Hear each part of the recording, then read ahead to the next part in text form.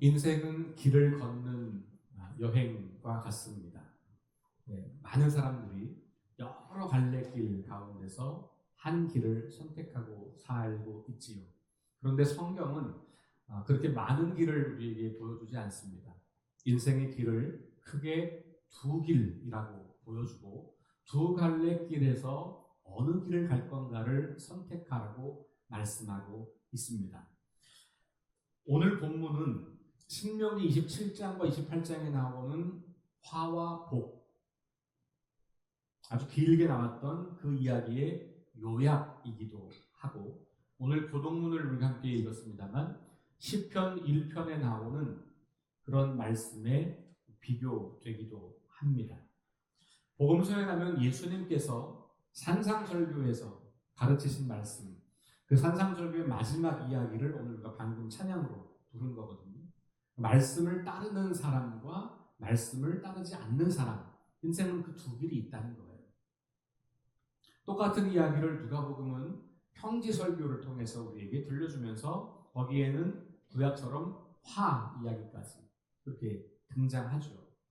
바울도 그리스도인들은 두 길 중에 한 길을 따르는 사람이라고 우리에게 이야기해 주고 있습니다. 성경은 온통 우리 인생을 두 갈래 길로 묘사하고 있고 그 중에 어떤 길을 선택해서 갈 것인가를 우리에게 질문하고 요청하고 있습니다.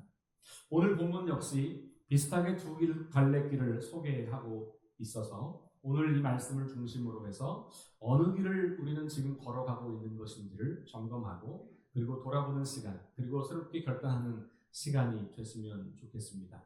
오늘 본문의 첫 번째는 사람을 의지하여 걸어가는 길, 그런 길이 보이죠.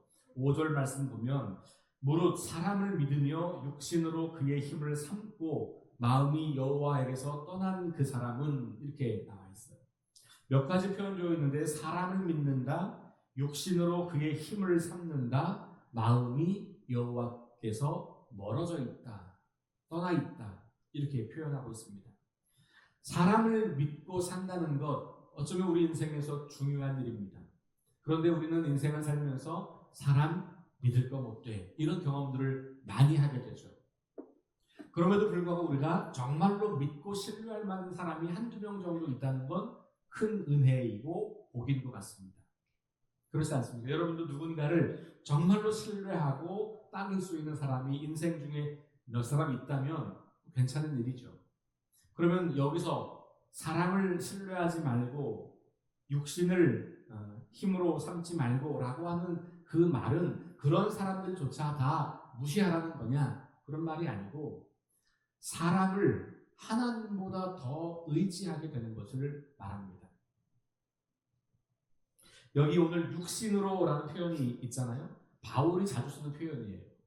육신을 따라서 로마서와 에베소서와 빌립보서, 골로새서 이런 편지들을 읽어보면 바울은 그리스도인들의 삶은 더 이상 육신을 따라 사는 삶이 아니라 성령을 쫓는 사람들이다, 이렇게 표현하고 있을 때 그 육신, 성경에서 우리 몸을 표현하는 단어가 두 가지가 있어요. 우리말로는 몸으로 번역할 수 있고 육신으로 번역할 수 있는데 주로 육신으로 번역하는 단어는 몸으로 그냥 일반적으로 말할 수 있는 단어가 아니고 다른 단어예요. 그게 뭐냐면 헬라어로 읽으면 사르크스라는 단어입니다. 그냥 몸 그럴 때는 소마라고 하는 단어예요. 근데 여기 육신을 따라라고 할 때 그것은 사르크스인데 이것은 그냥 일반적인 몸을 말하는 게 아니라 죄로 물든 몸, 이런 말이에요. 그러니까 타락하여 죄가 지배하는 몸, 이런 말입니다. 예수님이 육신을 입고 이 땅에 왔다는 말은 그 타락하여 죄가 물든 몸으로 왔다는 말이에요. 왜냐하면 그런 사람들을 대신해서 죽어야 하기 때문에 그렇게 죄가 없으신 분이지만 주님께서 우리와 같은 육신의 몸, 죄된 이 상태로 깨어지고 망가진 우리의 몸을 입고 오셨다. 그리고 우리가 육신을 따라 산다라고 말할 때 그것은 그런 의미입니다. 여기서 말하는 사람을 믿고 육신으로 그의 힘을 삼는다고 하는 말은 그렇게 죄된 본성으로 망가져 있는 그 상태의 모습. 영어로는 sinful nature 이렇게 표현합니다. 그러니까 죄가 있는 그 본성 이렇게 말하는 거죠. 그러니까 이거는 우리가 그냥 흔히 내가 어떤 사람을 의지하고 그 사람을 사랑하고 그 사람의 도움을 받고 이런 걸 더 넘어서 가치의 문제에 있어서 혹은 인생의 길의 문제에 있어서 하나님을 거역하면서 죄된 본성이 이끄는 삶을 추구하는 사람, 그걸 말하는 거죠. 그런 사람을 의지하지 말라. 그런 사람을 의지하는 길이 있다는 겁니다. 그렇게 되면 어떻게 되냐면 우리는 그 사람의 눈치를 보게 되고 그 사람의 인정을 받으려고 지나치게 애를 쓰게 되고 그래서 그 사람에게 지배당하는 삶이 되는 거예요. 여러분 요즘에 가스라이팅이라는 말 많이 있잖아요. 가스라이팅은 사람을 지배하게 되는 거예요. 근데 가스라이팅 당하는 사람들 중에 많은 사람들이 인정받고 싶고 사랑받고 싶은 욕구가 굉장히 큰 사람들이에요. 다시 말하면 죄된 본성에 이끌려서 사람을 의지하여 생존을 하고 싶은 욕망이 큰 사람들일수록 가스라이팅 당하기가 쉽다는 거예요. 하나님을 삶의 중심으로 놓고 내가 그 하나님의 말씀을 가지고 인생을 살아가려고 하지 않고 사람을 의지해서 살아가려고 할 때 우리는 그렇게 어느 순간 사람에게 지배당하는, 다시 말하면 우리 인생의 주인을 사람으로 두고 살게 되는 상태가 된다는 것이죠. 그러니까 우리가 사람을 의지하고 사랑하고 신뢰하는 건 아주 중요한 일이긴 하지만 그 사람이 내 삶을 지배할 때까지 내가 그를 신뢰하고 의지하는 것은 위험한 일이라는 거예요. 어느 누구에게도 지배당하면 안 돼요. 제가 오랫동안 상담했던 친구가 있어요. 그 친구가 어느 날 저를 지나치게 의존하는 것 같아서 제가 그 친구에게 이제 이야기를 했습니다. 이제부터는 나에게 지금처럼 자주 전화하지 말고 어떤 사소한 결정을 할 때마다 나한테 묻지 말고 이제 네가 스스로 결정할 수 있는 그 연습을 좀 해야 되겠다. 왜냐하면 네가 지금 나한테 너무 매여 있다. 내가 하는 말을 듣고 모든 것을 결정해야 되면 너는 이제 내 노예가 되는 거다. 너는 내 노예로 살고 싶은 거냐? 아니면 자유로운 인생으로 살고 싶은 거냐? 근데 그 중에 중간에 한번 그가 또 다른 선배에게 그렇게 돼서 그 선배에게 이용당했던 경험을 하게 돼요. 그러니까 사람을 지나치게 의지하게 되고 그 사람이 내 삶을 지배하도록까지 허용하는 것은 우리가 우리의 삶을 생명으로 좋은 길로 가는 게 아니라 우리 삶을 무너지게 하는 겁니다. 자, 여러분 중에 사람을 지나치게 많이 신뢰하고 의지하는 분들 혹시 계시다면 잘 생각해 보셔야 돼요. 내가 하나님보다 그 사람을 더 신뢰하고 있는, 성경의 말씀보다 그 사람의 이야기가 더 내 삶을 움직이고 있는가? 그러면 우리는 생명으로 가기가 어렵다는 거죠. 오늘 말씀은 바로 그런 이야기를 해주고 있어요. 이런 사람들은 뿌리가 깊지 못합니다. 흔들립니다. 그리고 흔들리다 보면 뽑히게 됩니다. 그러니까 잘 자랄 수가 없게 되는 거죠. 더 극단적으로 가면 누군가 나를 조정하는 대로 내 인생이 되어 가는 것이죠. 인생의 중심과 방향을 잃어버린 공허하고 메마른 인생이어서 오늘 본문은 사막의 떨기나무와 같다 이렇게 말합니다. 건조하고 황폐한 땅, 아무도 살지 않는 버려진 땅에서 사는 것과 같다라고 말합니다. 비가 내려도 그 사막의 떨기나무는 번성하게 자라지 않습니다. 아무도 살지 않는 메마른 땅에 살기 때문에 공허하고 외롭고 인생의 허무가 찾아옵니다. 충분한 물이 공급되지 않기 때문에 그런 것이지요. 생수의 근원에서 멀어져 있기 때문에 그런 겁니다. 잠시 많은 비가 내린다고 해도 그것은 결국 근원적인 문제 해결에 도움이 되지가 않습니다. 임시 방편과도 같은 거죠. 이런 삶은 결국은 저주받은 인생이라고 오늘 본문은 말하고 있는 겁니다. 시편 1편도 그런 사람들의 이야기를 악인의 삶 혹은 죄인의 길 이렇게 표현하고 있는 거고요. 바울은 그런 사람들의 삶을 육을 따라 사는 삶, 육신에 있는 자들, 육신의 생각, 그리고 하나님과 원수가 된 사람들 이렇게 표현을 하고, 에베소서에서는 유혹의 욕심을 따라 썩어져가는 옛 구습을 따르는 사람, 이렇게 옛사람이라고 말하고 있는 거죠. 심지어는 어둠이라고 이야기하기도 합니다. 근데 우리 길에는 또 다른 길이 있는데 그게 바로 하나님을 의지하는 길, 하나님을 의지하여 걸어가는 길입니다. 7절부터 8절이 바로 그 말씀을 하고 있죠. 그러나 무릇 여호와를 의지하며 여호와를 의뢰하는 그 사람은 복을 받을 것이다. 그러면서 8절에 그 내용이 나와 있어요. 물가에 심어진 나무가 그 뿌리를 강변에 뻗치고 더위가 올지라도 두려워하지 아니하며 그 잎이 청청하며 가무는 해에도 걱정이 없고 결실이 그치지 않는다. 이것이 물가에 심겨진 나무, 다시 말하면 이 물가는 하나님을 말하는 거고 하나님의 말씀을 의미하는 거죠.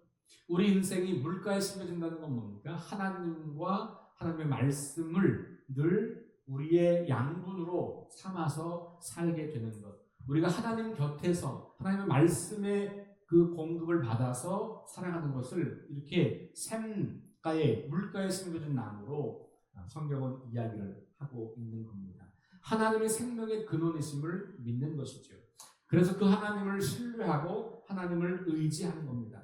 내가 너무 신뢰하는 사람이 있다고 할지라도 그 사람이 하나님의 말씀과 반대 이야기를 하면 그 사람을 쫓아가는 게 아니라 그 사람과 거리를 두기 시작해야 돼. 우리는 사람을 지나치게 많이 믿는 경향이 있어요. 어느 누구도 완벽한 사람은 없고 옛날에 훌륭했다고 지금도 훌륭할 리가 없고 그렇지 않을 수도 있고 옛날에 신실했지만 지금은 타락할 수도 있는 거예요. 그래서 우리는 사람의 말을 신뢰하고 인생을 살면 무너지게 되어 있습니다. 지금 내 눈에 그 사람이 아무리 신실해 보이고 아무리 훌륭해 보이고 그래도 그 사람이 하는 말은 다 하나님 말씀과 견주어 봐야 해요. 그가 하는 말이면 홍으로 팥으로 매주를 쓴다고 믿어. 이런 사람 없습니다. 그런 거 없는 거예요. 하나님 말씀으로 그것을 견주어 보아야 하는 거죠. 그러려면 우리가 말씀을 알아야죠. 내가 말씀이 없는데 그 사람의 말이 하나님의 말씀에 가까운지 안 가까운지 어떻게 판단하겠어요? 우리 인생이 물가에 심겨진 것처럼 하나님의 말씀 곁에 늘 있어야 한다는 겁니다.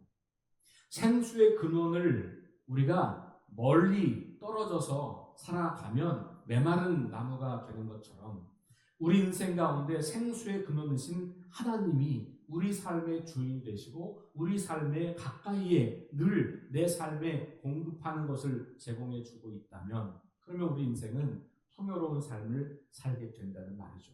하나님을 온 우주 만물을 창조하신 분으로 믿고 고백할 뿐만 아니라 나의 인생, 내 인생도 지으시고 다스리시고 지금도 이끄시는 분이라고 하는 것을 신뢰하는 거죠.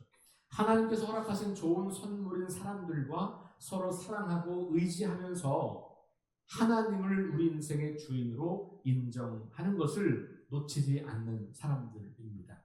사람들과 함께 살아가지만 사람들을 의지하고 신뢰하고 존중하고 사람들과 함께 좋은 관계를 누리며 살지만 그 사람들에게 절대로 내 인생의 주인 자리를 내어주지 않는 것입니다.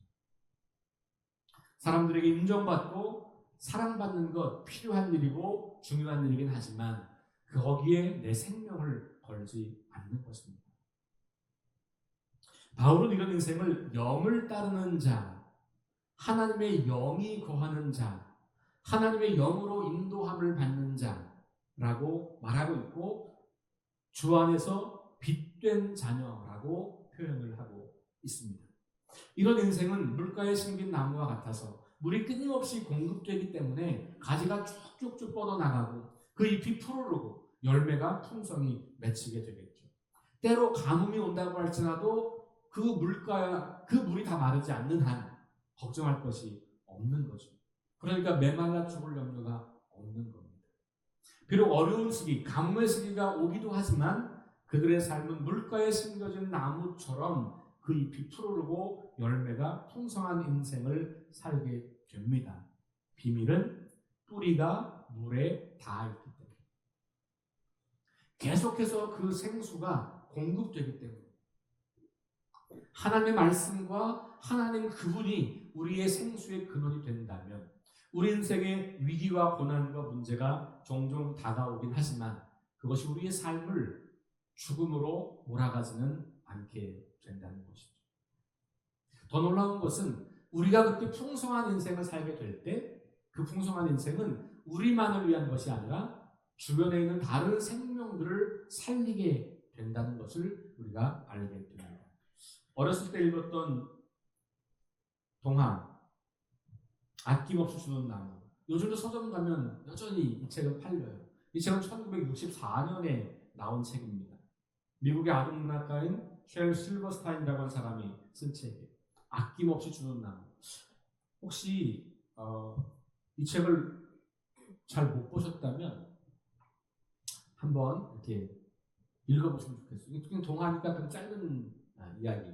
아마 거의 대부분이 보셨거나 들으셨거나 그랬을 것 같습니다. 어떤 소년과 나무가 친구예요.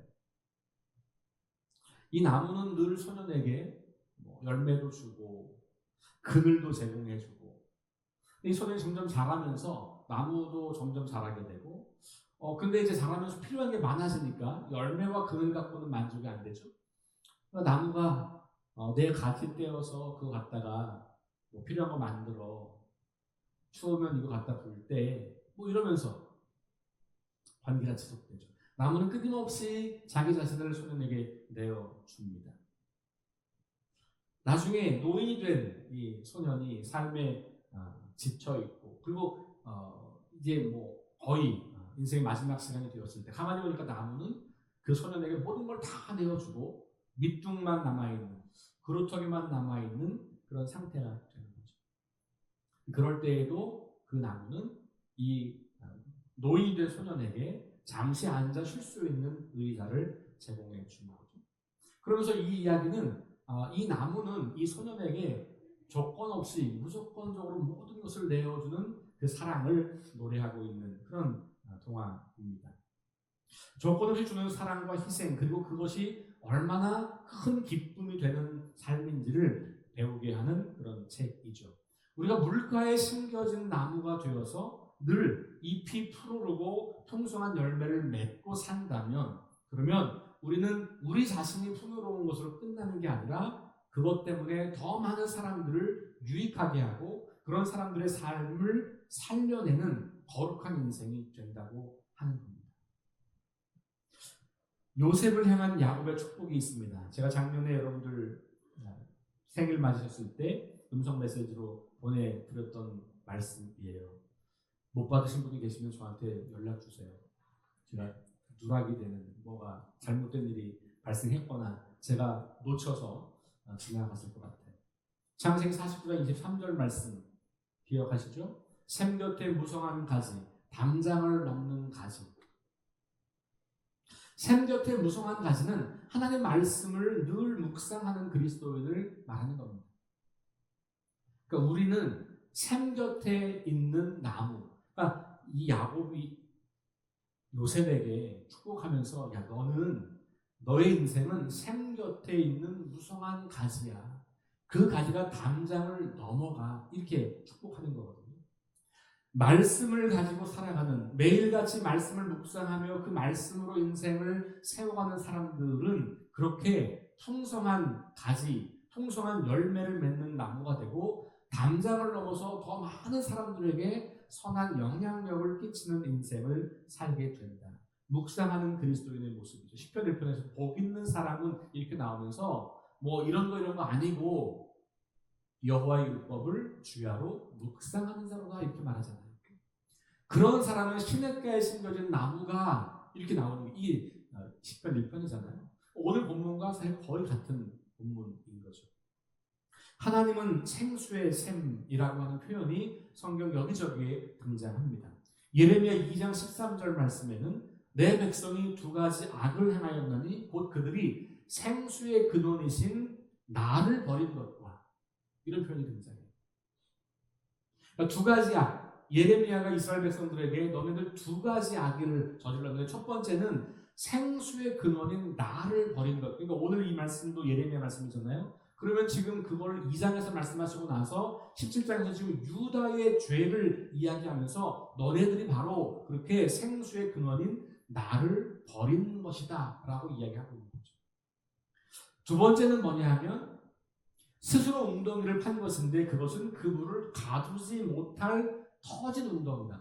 두 번째 죄는 뭐냐면 하나님 아닌 다른 곳에 가서 인생의 의미를 찾고 있다는 거예요. 우상숭배라는 말입니다.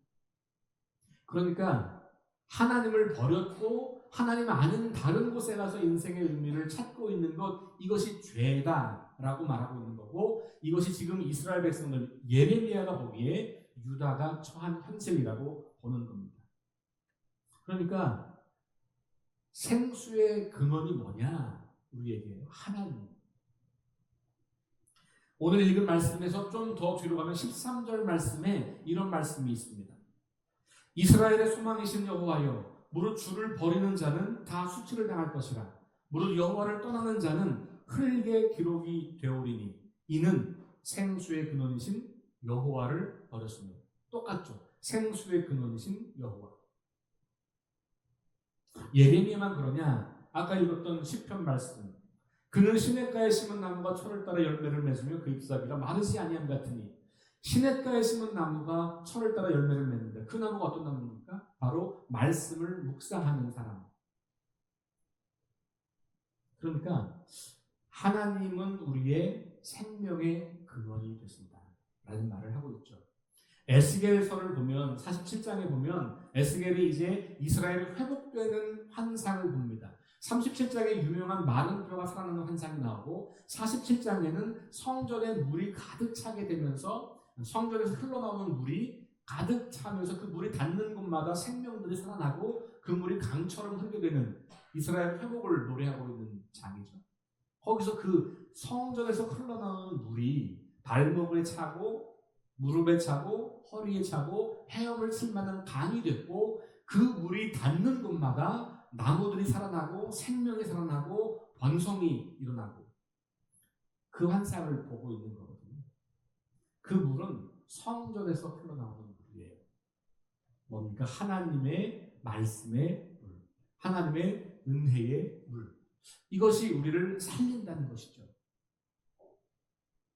47장 12절에 이렇게 말합니다. 강 좌우가에는, 그 성전에 나오는 물 강 좌우가에는 각종 먹을 과실나무가 자라서 그 잎이 시들지 아니하며 열매가 끊이지 아니하고 달마다 새 열매를 맺으리니 그 물이 성소를 통하여 나오니라. 그 열매는 먹을만하고 그 잎사귀는 약재료가 되리라. 약재료가 된다는 것은요, 죽어가는 사람도 살린다는 거예요. 이것이 바로 하나님의 말씀이, 하나님이 우리에게 행하시는 일인 거죠. 이스라엘을 다시 살리고 회복하시는 그 하나님을 노래하면서 에스겔은 그런 환상을 보여주고 있는 겁니다. 예수님은 당신 자신을 가리켜서 생수의 근원이라고 말씀하셨죠. 요한복음 7장 37절, 명절 끝날 곧 큰 날에 예수께서 서서 외쳐 이르시되 누구든지 목마르거든 내게로 와서 마시라. 목마른 자는 나에게 마셔라. 그러면 나를 믿는 자는 성경의 이름과 같이 그 배에서 생수의 강이 흘러 넘치리라. 그러니까 우리가 말씀을 읽고 주님을 배우고 그 주님을 통해서 말씀을 따라서 살아가는 삶을 살게 되면 생수의 근원을 우리가 먹는 것이기 때문에 그 생수의 강이 우리 안에서부터 흘러 넘치게 된다라고 말씀하고 있는 거죠. 두 갈래 길, 즉 생명의 근원이신 하나님을 의지하고 그분께 뿌리를 내리고 사는 길과 생수의 근원이 아닌 다른 사람을 의지하고 세상을 의지하고 죄된 본성을 따라 사는 삶이 우리 앞에 놓여 있습니다. 이거는 한 번만 선택하면 자동으로 그 일을 계속하는 게 아니에요. 우리는 매일매일 그것을 선택해야 돼요. 왜냐하면 끊임없이 우리를 유혹하는 그런 길들이 있거든요. 괜찮은 길처럼 보여서 갔는데 괜찮지 않은 길. 이런 길이 끊임없이 우리 앞에 놓여 있어요. 그러니까 우리는 날마다 매 순간마다 내가 어떤 길을 갈 것인가를 선택해야 돼요. 그게 믿음이에요. 겉으로 보기에는 이 길이 안 좋아 보여요. 때로는 길이 없는 것 같아요. 그런데 믿음으로 보면 그 길이 진짜 생명의 길이고 길이 보인다는 거예요. 그래서 우리는 매일같이 믿음의 선택을 하는 겁니다. 우리 인생은 매 순간 두 갈래 길이 있고 내가 어느 쪽 길을 갈 것인가를 결정하며 살아가는 그런 순간이라고 하는 것을 기억할 필요가 있죠. 오늘 말씀의 앞달락 1절부터 4절과 뒷달락 9절부터 10절은 그래서 마음이 얼마나 중요한지를 우리에게 이야기합니다. 다시 말하면 이 길을 선택하는 것은 출발이 어디냐면 마음이라는 거예요. 우리 마음에 무엇이 새겨져 있는가? 우리 마음에 무엇이 묵상되고 있는가? 바울로 말하면 그 마음의 생각, 우리가 어떤 생각을 품고 사는가? 우리가 매일 마주하고 있는 이야기는 어떤 이야기인가? 우리에게 끊임없이 들려오는 이야기가 어떤 이야기인가? 그래서 그 이야기가 우리 마음에 새겨지는 거거든요. 그러면 새겨지면 우리는 그 마음에 새겨진 대로 행동하고 그 행동이 반복되면 그게 우리 인생인 거고 그게 우리 성품이고 우리의 삶인 거예요. 그리고 우리는 그 결과에 대한 책임을 지게 됩니다. 자, 1절부터 4절 말씀에 1절만 보면 이렇게 되어 있어요. 유다의 죄는 금강석 끝 철필로 기록되되 그들의 마음판과 그들의 제단불에 새겨졌거든. 그러면서 이 유다의 죄가 새겨졌다. 어디에? 마음에. 그러니까 유다 백성들의 마음에 죄가 새겨졌고 더 놀라운 사실은 그 죄가 어디에 새겨졌냐? 제단에. 지금 우리로 말하면 예배당에. 무슨 얘기예요? 예배의 행위조차도 죄가 되고 있다는 거예요. 이건 정말 끔찍한 얘기잖아요. 심각한 얘기잖아요. 나는 하나님께 예배를 드린다고 하고 있는데 예레미야가 보기에는 우상 숭배하고 있는 거예요. 우리가 엉뚱한데 우상에 가서 그런 게 아니어도 성전에서 제사를 드리고 있는데 그게 우상 숭배하고 있는 거예요.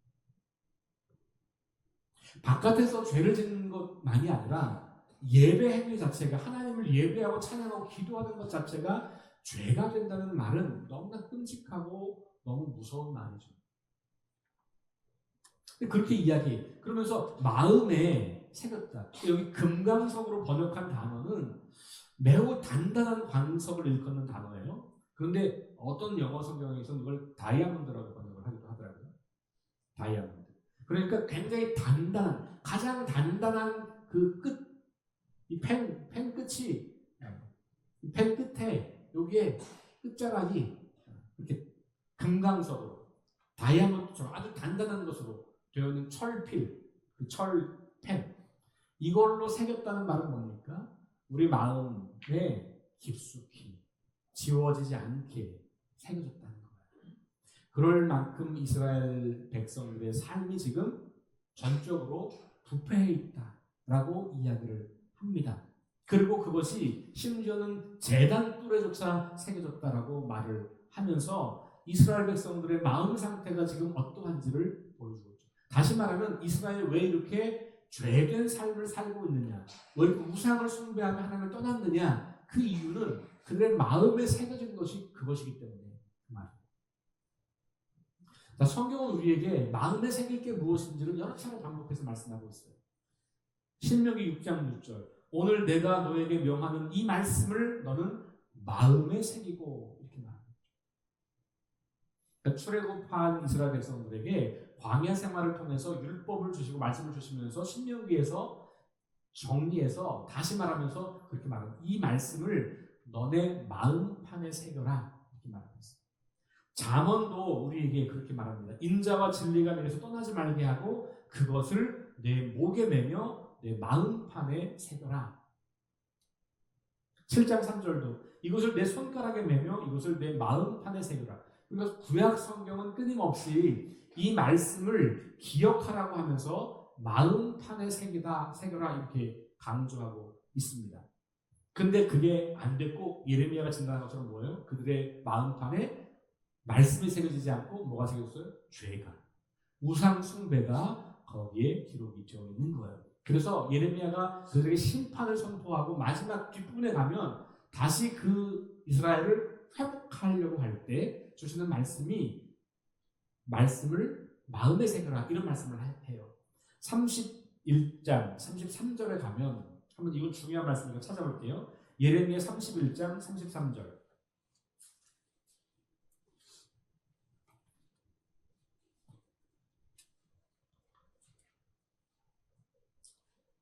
자, 한번 읽겠습니다. 시작. 그러나 그날 후에 내가 이스라엘 집과 맺을 언약은 이러하니 곧 내가 나의 법을 그들의 속에 두며 그들의 마음에 기록하여 나는 그들의 하나님이 되고 그들은 내 백성이 될 것이라 여호와의 말씀이니라. 이제 회복되는 그날이 되면 다시 말씀을 줄 텐데 그거 십계명 돌판처럼 깨어지고 부서지는 그 맛이 아니라 외부가 아니라 너의 마음속에 너희들의 마음에 그 말씀을 기록하여 줄 거다. 다시는 그것이 지워지지 않도록 다시는 그것이 파괴되지 않도록 할 거다.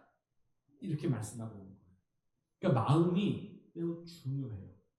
우리 마음에 무엇을 새겨두느냐가 우리의 인생이라는 거죠. 우리 마음에 무엇을 새긴다는 말을 다르게 말하면 우리가 무엇을 날마다 생각하고 날마다 어떤 생각을 품고 사느냐와 관련이 있어요. 영어 단어의 mind라는 단어는 마음으로 번역도 하지만 생각으로 번역하기도 하거든요. 그러니까 우리 마음이라는 게 우리 이 육신의 몸 안에 있는 어떤 공간이 아닌 거죠. 그렇죠? 마음은 우리 생각에 심는 거예요. 그거 하려면 뭘 해야 되냐? 묵상해야 돼요. 여러분들이 뭘 묵상하는가가 뭘 매일 반복해서 읽고 생각하는가가 우리 인생을 결정한다는 거예요. 우리 마음판에 하나님의 말씀을 매일 읽고 기록하고 생각하고 새기느냐 아니면 세상에 들려주는 이야기 그 이야기를 끊임없이 듣고 그것을 묵상하고 그것을 새기느냐 그게 우리 인생이라고 하는 거예요. 자, 9절과 10절 오늘 본문에 지나서 9절과 10절에 가면 또 마음 이야기를 또 합니다. 그러면서 예레미야는 그 마음이 완전히 부패된 곳이라고 말해요. 이건 이제 이스라엘 백성들의 상태를 보니까 그렇게 됐다는 걸 이야기하는 거죠. 마음의 힘이 거짓되고 부패한 것이다 이렇게 이야기를 하죠. 그래서 그 마음속 깊은 곳까지 하나님은 살피시고 그 마음 때문에 나타나는 행위와 행동을 보고 우리에게 판단하시고 심판하시는 겁니다. 보응하신다 이렇게 말하고 있잖아요. 바울은 로마서 8장에서 이렇게 말합니다. 육신을 따르는 자는 육신의 일을, 영을 따르는 자는 영의 일을 생각하나니. 생각한다. 육신의 생각은 사망이요, 영의 생각은 평안, 생명과 평안이야. 그러니까 우리가 생각하는 것이 끝에 가서 이게 사망으로 가는 건지 이게 생명으로 가는 건지 우리가 생각하라는 거예요. 근데 그렇게 생각하는 사람이 영의 사람이에요. 여러분 우리는 영의 사람, 성령의 사람, 성령 충만을 자꾸 신비한 현상이라고 생각하는 거예요. 성경은 생각을 통해서 성령이 역사한다고 말해요. 그러니까 우리가 생각을 가만히 해보고 분별하는 거예요. 영의 사람은 그 분별을 잘하는 거예요. 신비한 은사가 있어서가 아니라 생각하면 돼요. 이 일의 끝자락이 멸망인지 죽음인지 사람들을 해치는 것인지 사람들을 죽음으로 이르게 하는 건지 나를 망하게 하는 건지 아니면 이 끝에 가면 과연 생명이 보장되는지를 생각하고 분별하는 사람이 성령 충만한 사람이에요. 여러분 성령을 오해하시는 사람들이 너무 많아요. 그래서 나는 성령 충만하지 않다. 성령 충만 받으려고 자꾸 막 기도하고 무슨 이상 신비한 체험 추구하는데요. 그거는 성령 현상에 나타나는 일부 현상이에요. 그 다음, 그 현상이 일어난 다음이 중요하죠. 그 다음은 생각하는 걸 생각. 하나님 우리에게 생각할 수 있는 사람으로 만들어 주셨잖아요. 근데 그 생각 기준은 사망이냐, 생명입니다. 마지막 끝을 가면 내가 뭔가 열심히 하고 있어요. 내가 뭔가 열심히 하고 싶어요. 내가 어떻게 사람들을 상대해요. 이것의 마지막에 나도 죽고 사람도 죽게 하면 그거는 여러분들이 아무리 기도 많이 하는 사람이고 성령의 신비한 체험을 했다고 할지라도 영의 사람이 아닌 거죠. 여러분들의 선택이 늘 누군가의 생명을 살리고 나도 살고 그런 쪽으로 가는 것. 그게 우리 마음에 하나님 말씀을 새기는 거예요. 말씀을 새기는 그 일은 우리가 의지적으로 사고와 판단을 통해서 할 수 있는 일이에요. 그러니 여러분, 우리가 사고하고 생각하고 이성적 판단을 한다는 것을 인본주의라고 오해하시면 안 돼요. 그거는 철저히 하나님의 성령을 따르는 삶을 연습하는 겁니다. 마음에 새긴다는 이 표현, 바울이 생각한다라고 하는 표현, 이것이 같은 말이에요. 하나님 말씀을 마음에 새기고 그 말씀을 가지고 이 길을 판단하고 분별하고 그래서 내가 영을 쫓아 살아가는 성령의 사람으로 살아가는 그럴 때 우리는 생명을 낳고 그 생명을 풍성하게 하는 인생을 살아가게 된다는 겁니다. 그러나 사람의 말, 세상의 말을 마음에 새기고 죄로 물든 육신의 생각을 하며 살아가는 사람들은 생명을 죽게 하고 자신도 망하게 된다. 라는 게 성경이 우리에게 들려주는 이야기입니다. 여러분 마음에 어떤 이야기가 새겨져 있습니까? 그 이야기가 성경의 이야기와 같은 이야기입니까? 여러분들이 좋아하는 사람이 했던 말, 여러분들이 영향받은 사상가가 했던 말, 그 말이 성경에 똑같이 나와 있는 말입니까? 그런 경우도 많아요. 왜? 이 사람이 신앙인인지 아닌지도 모르겠지만 그가 하고 있는 말들이 성경이 추구하는 것과 같은 말인 경우들이 종종 있어요. 하나님께서는 일반 계시를 통해서 모든 사람들에게 하나님을 알만한 것을 주셨기 때문에 그건 가능한 일이에요. 근데 여러분들이 그 생각을 받아들일 때 이게 성경적이냐 아니냐는 분별하셔야 돼요. 그러니 우리는 반드시 말씀을 묵상하고 그 말씀을 새기는 일을 끊임없이 해야 하는 겁니다. 잠언 4장 23절은 이렇게 우리에게 경고합니다. 권면합니다. 모든 지킬 만한 것 중에서 더욱 내 마음을 지켜라. 이에서 생명이 남이라. 생명의 근원이 이에서 남이라. 마음에. 그러니까 우리 마음이 생명인 거죠. 우리 그리스도인들은 육신의 생각을 버리고 영의 생각을 따라가기로 선택한 사람들이에요. 육신의 생각에 사로잡힌 사람을 의지하지 않고 영의 생각을 주시는 하나님을 신뢰하기로 결정한 사람들이에요. 우리 마음과 생각에 하나님의 말씀을 새기고 그 말씀을 따라 살아가기로 결정한 사람들입니다. 이 선택이 우리를 거룩한 하나님 나라 백성으로 지켜줄 겁니다. 우리가 말씀을 지키는 게 결국은 우리를 지키는 일이 돼요. 우리가 말씀을 매일 묵상하고 이거 힘들지만 그것을 지켜나가는 그 습관이 결국은 우리를 사망의 길이 아니라 생명의 길로 인도하기 때문에 내가 말씀 읽는 습관을 지키는 게 아니라 그 말씀이 우리를 지켜준다는 거예요. 이 선택이 우리 삶을 아름답고 선하게 드러내게 될 겁니다. 그리고 이 선택이 깨어지고 상한 이 세상에 하나님의 온전하시고 거룩하신 성품을 드러내고 하나님이 다스리는 그 나라를 선명하게 나타내 보이게 될 것입니다.